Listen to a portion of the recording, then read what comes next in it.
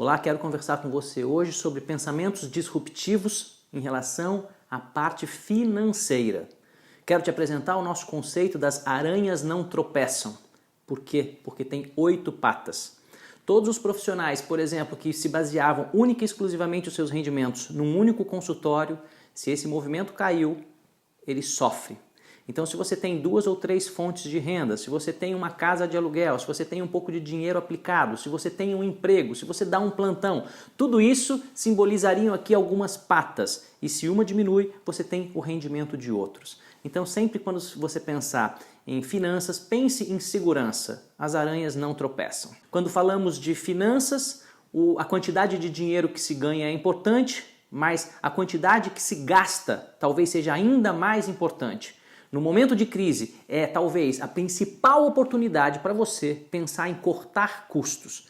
Todos os custos que você puder. É hora de enxugar. Significa fechar a torneira. Eu sei que alguns gastos você vinha tendo e esse é o momento de você pensar e rever.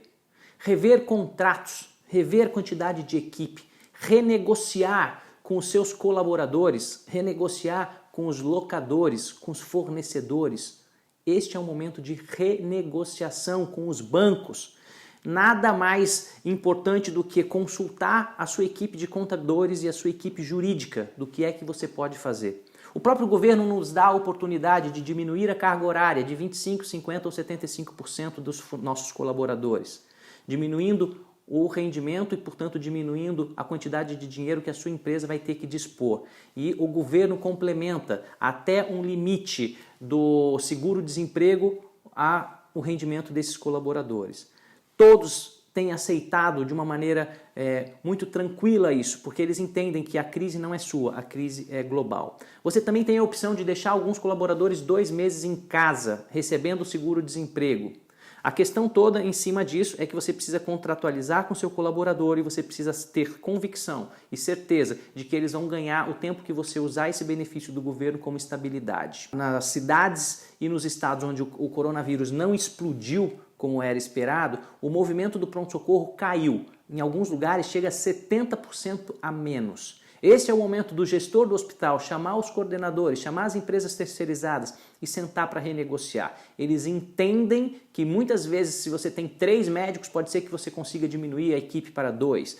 Negociações contrato a contrato. Este é o momento. A ideia do home office foi rápida, além de proteger os colaboradores, a empresa economiza em transporte e alimentação e ganha muito em segurança. Todos os hospitais que têm plano de saúde própria tem que ser abordado de uma maneira diferente. O que eu quero dizer com isso? Eu quero dizer que se por um lado os hospitais estão tendo menos movimento e estão gastando mais dinheiro com os equipamentos de proteção, os planos de saúde, curiosamente, tiveram uma queda de sinistralidade.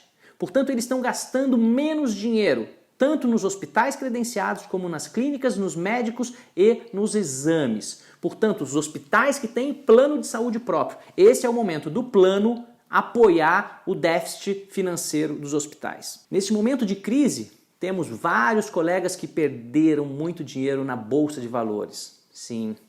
Por outro lado, a gente não precisa entender muito de finanças, mas se o valor das ações caiu, quem tiver capital de giro, quem tiver possibilidade, talvez esse seja um bom momento para comprar ações, principalmente das empresas que são sólidas. A gente sabe que as ações caíram por uma questão circunstancial, global, mas as empresas sólidas com certeza vão subir, vão ressurgir.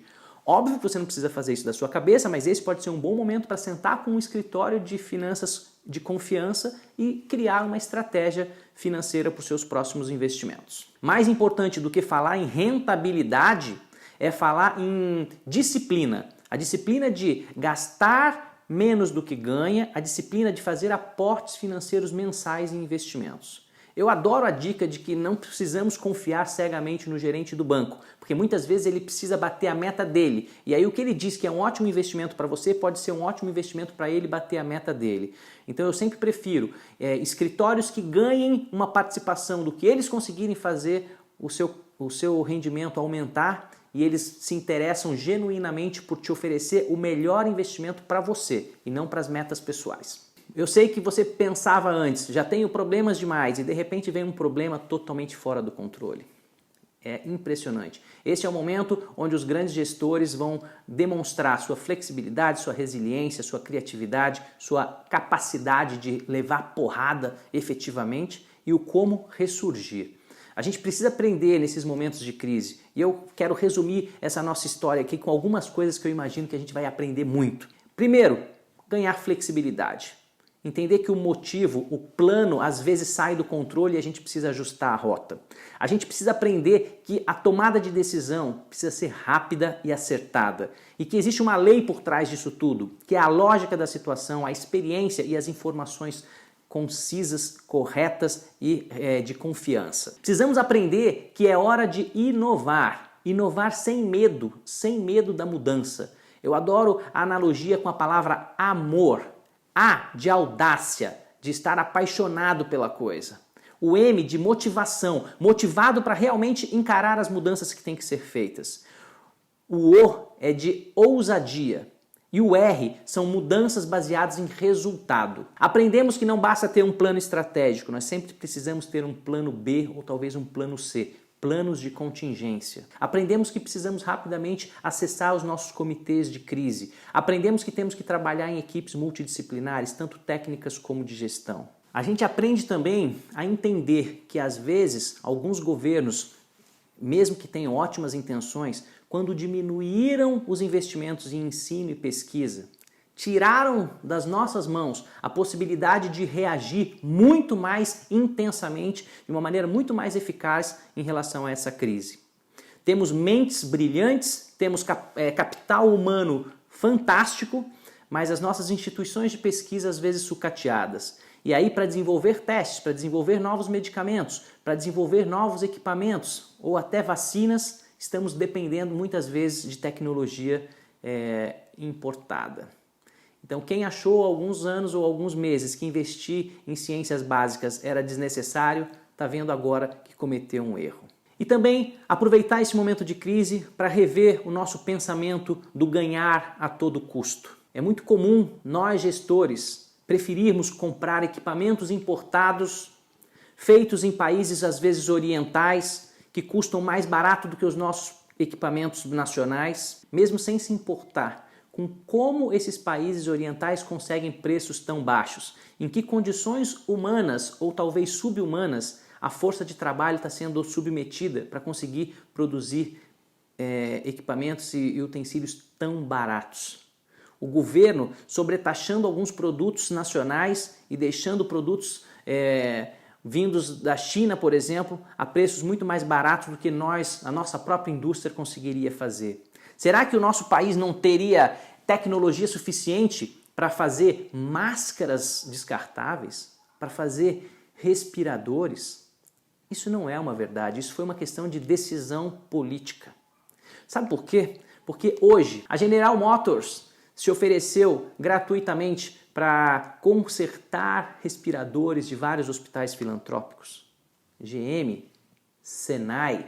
A Avibraz se oferecendo para desenvolver videolaringoscópios. A Ambev produzindo e doando álcool em gel para os hospitais filantrópicos. A Altec, uma empresa de tecnologia de aviação, fazendo face shields e caixas de acrílico para proteger as equipes médicas e doando para os hospitais públicos. Não era uma questão de tecnologia, era uma questão de vontade política e uma questão da nossa mentalidade em querer ganhar sempre a todo custo. Isso eu gostaria de terminar só para a gente levar isso como pensamento. Eu espero ter contribuído com esses 3 vídeos para que você possa tomar decisões mais rápidas e acertadas, que os seus pensamentos possam mudar, que você tenha ações mais rápidas e talvez disruptivas. E quero agradecer a Anadem pela oportunidade de poder compartilhar com vocês nesses 3 vídeos alguma experiência baseada em 23 anos de experiência em gestão estratégica na saúde. Um grande abraço.